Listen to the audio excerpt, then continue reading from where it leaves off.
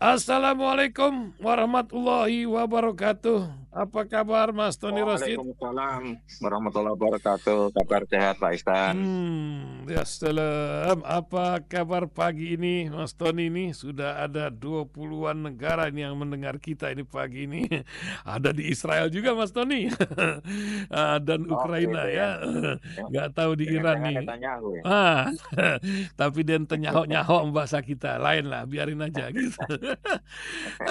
Bagaimana Mas Tony, ini ada kabar dari Medan, nampaknya Topan, temannya si Bobby ini ketangkap KPK. Akankah akan menyeret-nyeret makhluk yang satu ini? Kita dengar dari Mas Tony. Apa yang terjadi? Lagi-lagi urusan PUPR, jalanan lagi. Ini nampaknya banyak orang kita makan aspal ini ya. Mantap lah. Para pendengar juga sering mendengar ketika Prabowo tuh memberikan ancaman pecat menteri, taruh di jalanan pula ya. Tapi nggak pernah nongol itu reshuffle yang dimaksudnya. Apa yang sedang dimainkan oleh presiden kita ini? Sandiwara apa yang sedang terjadi?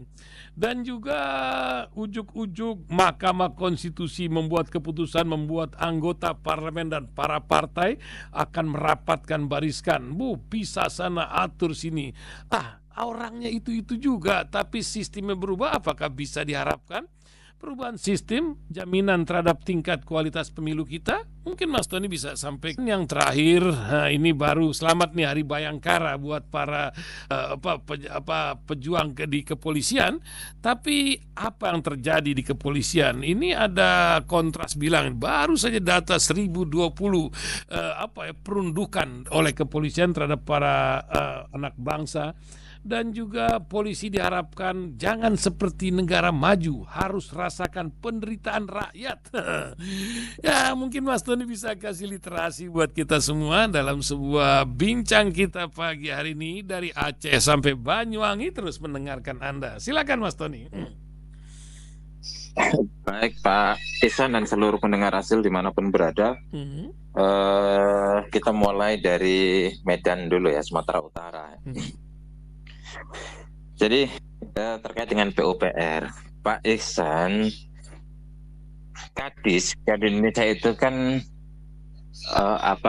ada jabatan dalam persepsi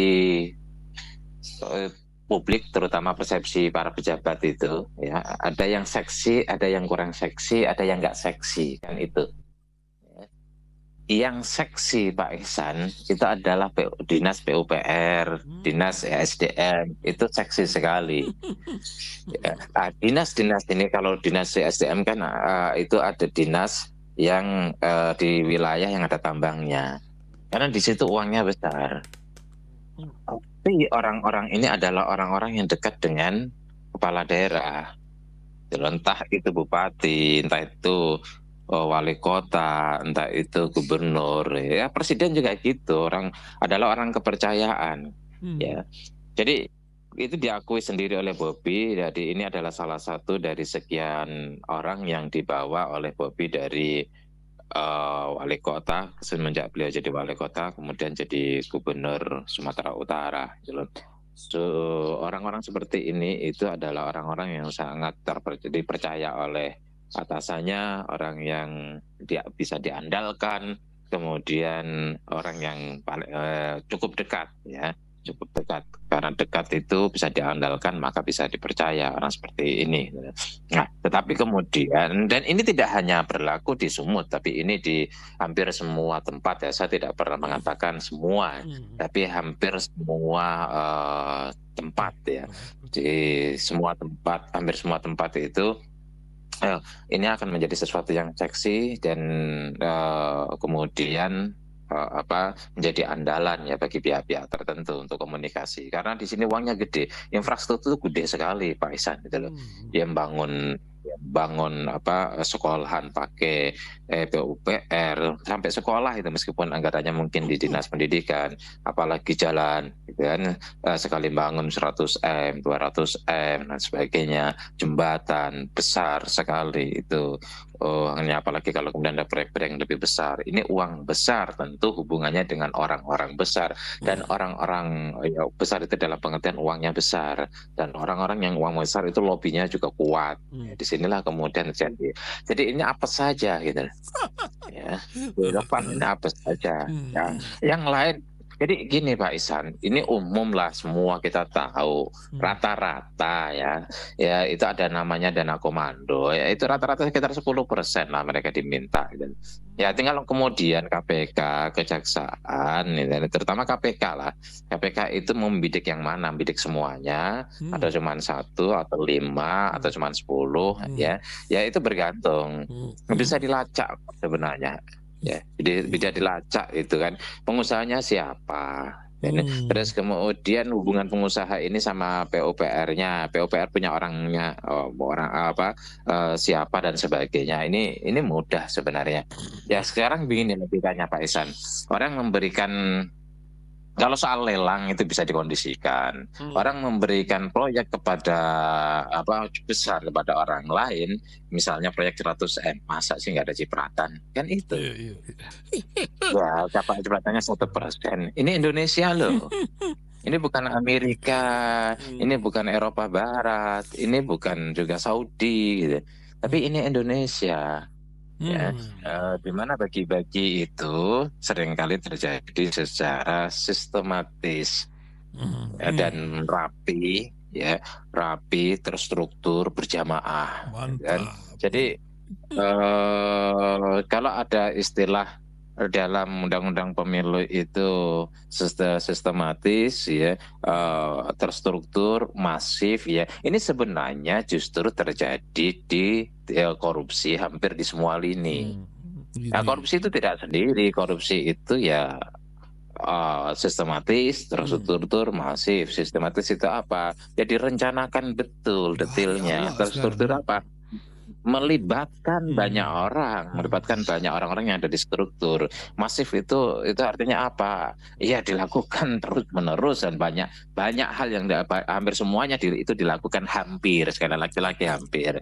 Kalau semuanya itu tidak boleh ngomong semuanya, hampir banyak dilakukan seperti itu. Jadi itu berlaku. Gitu. Nah, kalau kemudian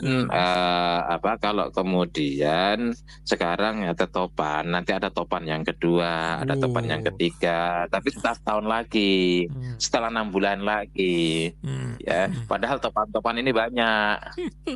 Macam berburu di kebun binatang semua gitu. Wilayah topan-topan ini, gitu loh. Apakah mereka terkoneksi dengan kepala daerah? Umumnya, sekali lagi umumnya terkoneksi. Apakah si topan ini terkoneksi dengan Bobi, kita nggak tahu. Kan saya bilang umumnya. Kalau topan 2, topan 3, kalau topan 1 saya nggak tahu atau koneksi atau tidak. Tapi topan 2, topan 3, topan 4, umumnya itu terkoneksi dengan kepala daerah. Kenapa? Orang terpercaya, orang dekat, orang bisa diandalkan dalam banyak hal bisa positif dan negatif. Kemudian terpercaya juga bisa akhirnya dipercaya mengurusi uang besar dan berkoneksi dengan orang-orang yang punya uang besar. Jadi mengurusi proyek besar dan berkoneksi dengan orang-orang yang besar. Inilah sederhananya Pak Ihsan. Ketika orang-orang yang para pemain besar ini ketika melihat kepala daerah calon kepala daerah yang potensi menang, mereka investasi di situ. Investasi. Saya pernah satu ketika tapi ditolak dengan tegas. Saya nemeni seseorang gitu kan, seorang kepala daerah lagi berdua sama saya, datang itu kontraktor, bilang kontraktor itu udahlah, biasanya bisik-bisik katanya, bisik-bisik gitu, 10%. Emang aku apaan, kata teman saya. Ya kebetulan teman saya baik ini. Emang aku apaan itu kan? Yang penting kalau nanti ikuti lelang aja, kalau yang bagus kita ambil, kalau kemudian Anda dapat ya kerjakan dengan baik. Saya dengar angka 10% itu jauh sebelumnya. Tetapi ternyata saya dengar langsung juga, dan ini ditolak mentah-mentahan. Ini dan ada istilah yang populer di ranah ini, itu namanya dana dago, dana komando. Oh, dago. Gitu kan? Mungkin karena ada Mas Tony ditolak kali gitu, Mas. Bukan Nah, juga? Iya, semoga sih mudah-mudahan enggak bukan ya. kita ditolak terus. Jadi ada DAKO, dana komando. Dana Mhm, komandonya A, B, C, mhm. D, pokoknya dana komando. Komando siapa yang komandoi ya kita nggak tahu Oh, lah. alah, Itu kira-kira Pak Isan Iya supaya iya. memang kita adil gitu loh, kita Mhm, objektif mhm, gitu loh. Ini apa namanya? Tetapi ketika kita ungkapkan terus-menerus, jangan kita terjebak kepada satu kasus. Padahal ini adalah merepresentasikan ratusan kasus bahkan ribuan kasus. Tapi mhm. kalau kita terjebak kepada satu kasus, seolah-olah hanya topan satu yang salah. Oh, banyak, Pak. Seolah-olah tidak ada topan 2, topan 10, topan 100, seolah-olah nggak ada. Mhm, Ini kan hanya kotak Pandora aja. Jadi kalau kemudian seperti ini jangan dianggap bahwa KPK itu berprestasi. Jangan kemudian seolah-olah iya, kemudian yang ditunjuk itu Bobby. Kebetulan memang ada dinamika politik di dalam konteks betul ini betul, berkaitan dengan jangan keluarga sana. lupakan Tetapi justice. kita harus objektif, kita Mhm, harus adil untuk melihat dengan view yang lebih besar mhm, bahwa ini adalah representasi dari puluhan bahkan ratusan topan-topan yang lain gitu mhm. loh. Yes, Ini yang ada perlu itu. kemudian kita pahami begitu Pak Isan. Nah, urusan Hari Bayangkara dan sepak terjang polisi yang luar biasa. Bahkan sebagian orang mengatakan partai coklat. Partai ini kan paling berkuasa di Republik ini. Tapi bagaimana Mas Tony ngeliatnya ketika Pak Prabowo mengatakan harus polisi yang bersih? Saya bilang tadi ya mandi pagi sore bersih. Tapi masih banyak saya yakin polisi yang bersih. Silakan Mas Tony. Iya, selamat kepada polisi Hmm, yang kemarin merayakan Hari Bayangkaranya sembilan. ke-79. Hmm. Semoga lebih baik ke depan, proses reformasi jalan, dan akan menjadi polisi yang lebih profesional, berintegritas, dan pada akhirnya dicintai oleh rakyat Amin, Indonesia amin, amin. untuk menyelesaikan perbaikan-perbaikan yang selama ini belum baik. Hmm. Terkait dengan apa yang diungkapkan oleh Pak Prabowo, ada satu kalimat yang kemudian saya coba baca sepenuhnya. Karena dari kemarin saya lihat jangan menjadi polisi seperti di negara modern gitu kan, Hmm. negara maju. Gitu. Jadi maksudnya ketika saya baca ya, justru polisi di negara maju itu sudah terukur, Tapi iya matang, makanya itu dewasa kan. karena ratusan tahun. Hmm. Ratusan tahun ini mungkin narasi-narasi yang kita tahu bahwa maksud Pak Prabowo itu kira-kira kalau di negara kaya itu ya polisinya nggak perlu pakai emosional, profesional saja, kira-kira gitu kan. Ya, tapi narasi ini ya kemudian dipahami ya karena tidak dijelaskan secara kasuistik ya, tidak digalakkan pada segmen tertentu, segmen khusus. Maka kemudian bisa menimbulkan tafsir yang keliru, tafsir yang salah, dan wajar kalau kemudian menekan. Kenapa? Ya polisi di negara modern, polisi di negara maju, polisi di negara kaya itu justru ada lebih profesional dan lebih integritas karena pengalamannya yang panjang, mereka jauh lebih matang. Gitu. Saya punya kawan yang juga cerita di Los Angeles. Ketika saya ke sana, beberapa kali ke sana. Jadi ketika kawan ini dia naik Grab, dia itu nge-Grab di sana, orang Indonesia, ya kemudian nge-Grab. Ketika dia nge-Grab, ya, kemudian dia itu ketangkep polisi, ya, ketangkep polisi karena salah jalur atau apalah, pokoknya mengalanggar lalu lintas. Dikasih surat tilang, kan kemudian surat tilang dia harus datang ke kantor polisi. Jadi kalau kita itu datang ke ini ya ke kehakiman ya, di sana itu datang ke kantor polisi untuk mengkonfirmasi, kemudian bayar di kantor itu. Ketika datang ke sana, di layarnya, di komputernya, di komputer, di laptopnya lah, itu nama dia pelanggaran itu nggak ada, belum terrekod. Ya, akhirnya apa? Bebas ya, namanya belum terrekod. Oh gitu. Bebas. Ini menunjukkan ya satu profesionalitas. Ketika polisi ada kesalahan tidak melakukan proses profesionalitasnya, maka ya tidak bisa kemudian menuntut secara paksa, harus terbebaskan karena memang tidak ada. Karena polisi tidak menjalankan prosedur itu kelalaian dan kesalahan polisi, maka ditimpakan kepada polisi itu sendiri, tidak bisa kemudian ditimpakan kepada mereka yang melanggar. Ya, ini pelanggaran kecil negeri lain ya, karena kan sebagian juga pakai sistem robot. Saya melanggar speed limit di Eropa, tagihannya sampai ke sini kan, itu kan sistem semua ya, itu kan polisi maju ya. Iya, maksud saya mungkin bukan itu yang dimasukkan oleh Pak Prabowo. Yang dimasukkan oleh Pak Prabowo adalah bahwa polisi di negara kaya itu polisi yang merasa perlu cukup profesional, tapi tidak perlu merasa ada rasa empati. Mereka sudah profesional. Tapi di Indonesia itu ya seringkali profesionalismenya itu ini ya seringkali ya ini kasus-kasus kasuistik lah. Itu seringkali profesionalitas itu terdegradasi oleh tiadanya rasa empati ya di dalam sejumlah ini yang dengar Polri. polisi banyak Ini loh juga- Mas Tony. Ini Pak polisi di pos ini. polisi lagi pada dengar juga nih. Gimana tuh Mas Tony? Iya, jadi ini ini loh masyarakat, kira-kira tafsirnya dari narasinya Pak Prabowo ini masyarakat lagi susah, deflasi gitu kan. Ya jangan ada oknum ya yang justru masih ada yang kemudian melakukan tindakan-tindakan tidak profesional, kira-kira gitu. Ya, karena masyarakat ini lagi susah, lagi ekonomi lagi sulit, deflasi lagi tinggi, daya beli masyarakat turun jauh, ya kesulitan PHK di mana-mana, ya jangan kemudian ketika ada kasus-kasus itu justru ya hilang rasa empati kita kepada mereka dengan tindakan-tindakan yang tidak profesional yang kemudian merugikan kepada rakyat, kira-kira seperti itu.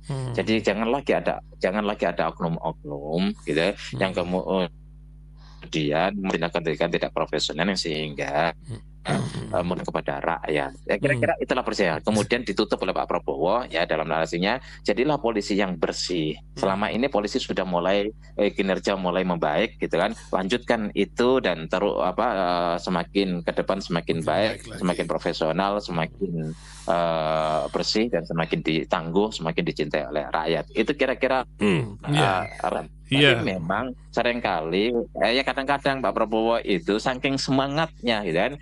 Ya apa yang ada di kepalanya diungkapkan gitu ya tanpa penjelasan gitu loh, sehingga kemudian diatur oleh media. Juru bicara Polisi juga akhirnya bisa ngundurkan diri nanti akhirnya. Ini jadi angle yang bagus bagi media. Itulah kira-kira. Nah, lagi jadi juru penjelas ini. Betul. Bapak bagus ini jadi juru bicara istana kayaknya tepat nih kalau ada yang dengar orang-orang seknek. Tapi kalau di MK juru bicaranya nampaknya harus juga ini disampaikan. Tapi kemarin ini Pak Isan sedikit salah juru bicara. Saya kaget juga ketika Bapak Fadlizon itu dikomentari oleh netizen, terus kemudian juru bicara presiden si Hasan Nasbi ini teman saya juga, ya dia bilang itu orang tidak punya otoritas untuk menilai, apakah orang itu punya otoritas untuk menilai tentang sejarah. Loh kok arahnya ke sana? Ya, juru bicara itu tidak boleh menyerang, tidak boleh menjustifikasi, tidak boleh. Angkengong di antara pejabat. Aduh, negeri kita nih unik. Nah, ini MK membuat sebuah harapan baru, tapi nampaknya partai pada uring-uringan. Hari ini pada mau berkumpul, ini melanggar undang-undang, ini begini.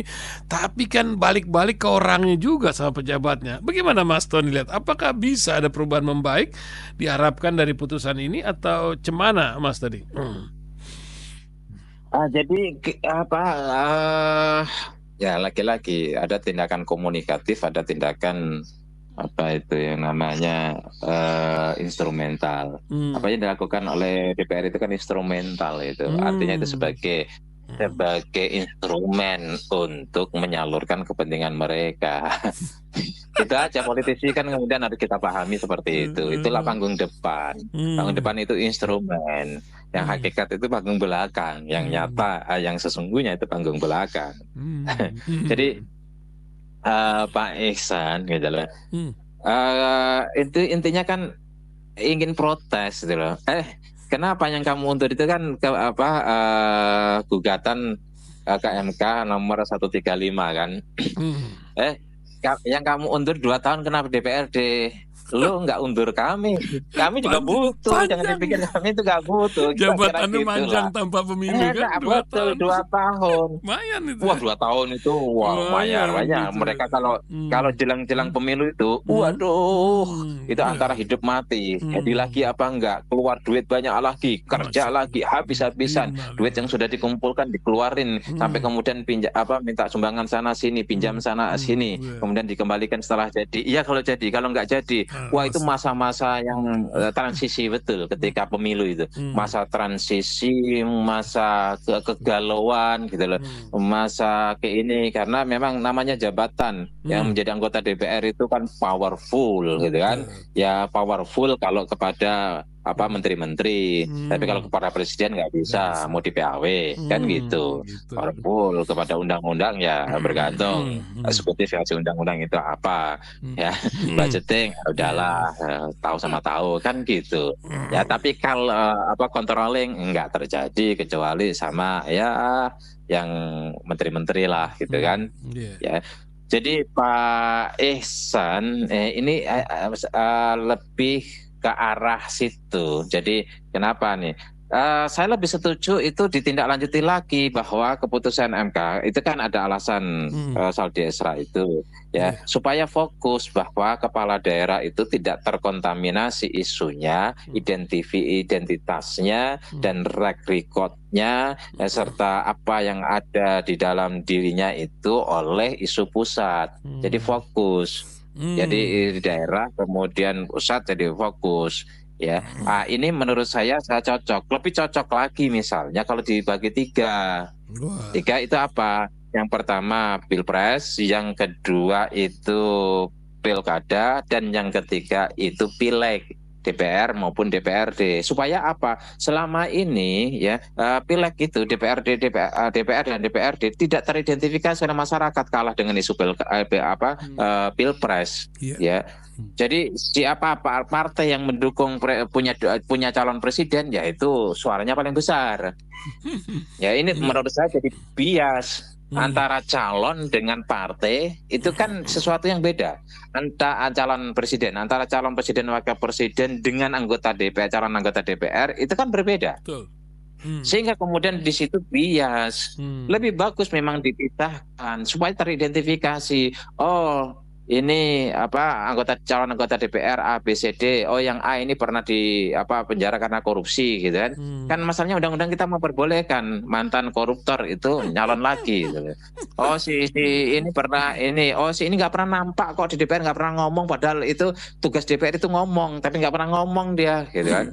Ya ini calon anggota DPR nggak pernah datang dia kunjungan, padahal ada duitnya untuk kunjungan. Ini anggota DPR itu nggak punya gagasan dia. Ini anggota DPR itu nggak pernah masuk dia, sehingga kemudian itu teridentifikasi siapa anggota DPR dan DPRD ya, sehingga fokus publik ke situ, pemilih itu ke situ. Si A, si B, si D itu ya teridentifikasi. Tapi kalau Pileg ini dibarengkan dengan Pilpres atau Pilkada, maka calon DPR dan DPRD itu numpang saja. Apalagi kalau mereka, dan ini enaknya partai kemudian merekrut mereka akhirnya pada pindah partai kepada partai yang ada gubernurnya atau calon gubernurnya, yang ada calon wali kotanya, calon bupatinya, karena mereka numpang numpang. Inilah problemnya. Jadi udah nggak usah, apa yang sudah diputuskan itu langkah maju menurut saya oleh MK ini ya, atas gugatan nomor 135, bahwa presiden sama Pilpres sama Pilkada memang perlu dipisahkan ya. Kemudian DPRD-nya masuk di Pilkada, DPR-nya masuk di Pilpres. Ya DPR-nya ya. Ini sudah merupakan satu langkah ya untuk ini. Tapi kalau mau langkah lebih baik lagi kalau Pilegnya dipisah, supaya masyarakat itu betul-betul memilih anggota DPR tidak berdasarkan calon presiden dan wakil presidennya, memilih anggota DPRD tidak berdasarkan calon gubernur, bupati dan wali kotanya. Begitu Pak Ustadz. Nah, luar biasa. Mas Tony hadir di sidangnya Tom Lembong. Senin kemarin. Apa yang Mas Tony lihat ini nampaknya jadi cerita yang kemarin disebut-sebut tuh justice kolaborator atau macam mana? Ini kan menjadi fenomena yang ada ini. Apa yang Mas Tony lihat sebagai penutup lah kisah perjalanan dari seorang Tom Lembong di negeri yang kata dia makin mencintai negeri ini dengan keadaannya sekarang gitu. Gimana Mas Tony? Iya, Pak Jokowi tidak salah dalam konteks ini, memerintahkan kepada Tom Lembong atau Menteri Perdagangan untuk Menjaga gejolak untuk menjaga stabilitas harga, stabilitas barang dan stabilitas harga. normatif Dan barang gitu. ini gula, gitu kan? Ya, sesuai lakukan itu sesuai dengan aturan yang berlaku. Itu kan yang dilakukan oleh presiden manapun, dilakukan siapapun dan di Indonesia dan oleh kepala daerah akan laksanakan atau lakukan ini sesuai dengan aturan yang berlaku. Jadi selamat ini. Dalam konteks ini sudah normatif, tidak ada masalah. Poinnya tidak di situ. Ya, poinnya bukan soal itu, media aja ngambil angle bahwa wah seksi banget kalau Tom Lembong itu nyebut seolah-olah di situ ada peran Jokowi. Enggak. Ya, enggak dalam konteks ini ya, dalam konteks ini itu normatif dan memang apa yang diungkapkan oleh perintah Jokowi, instruksi Jokowi itu udah benar. On the track dan udah betul gitu kan. Yang menjadi persoalan adalah siapa yang berminat tuh untuk memasukkan Tom Lembong ke penjara, kan itu poinnya. Itu dia. Siapa yang berminat untuk memasukkan Tom Lembong ke penjara, kemudian melalui kasus apa? Kalau kemudian kasusnya dia tidak koordinasi, kebetulan ya, ketika dia jadi tersangka, ada salah satu mantan ya Menteri Perdagangan telepon saya. Ya ngajak sharing berpendapat, Mas Tony tahu tentang kasus ini, ngikutin nggak? Oh ngikutin gitu loh. Cuman saya masih meraba-raba karena ini belum terbuka. Awal dimasalahkan itu. Dia jelasin ini masalahnya tidak koordinasi. Kesalahannya ada tidak koordinasi dengan kementerian koordinator ya. Dan ya. Tapi ketika di dalam prosesnya itu kan Tom Lembong mengaku bahwa itu ada koordinasi kan, ada notulennya juga, ya kan? Betul. Itu. Ya. Pertanyaannya, ya, ini misal pertanyaan, kalau ternyata tidak koordinasi, apakah selama ini semua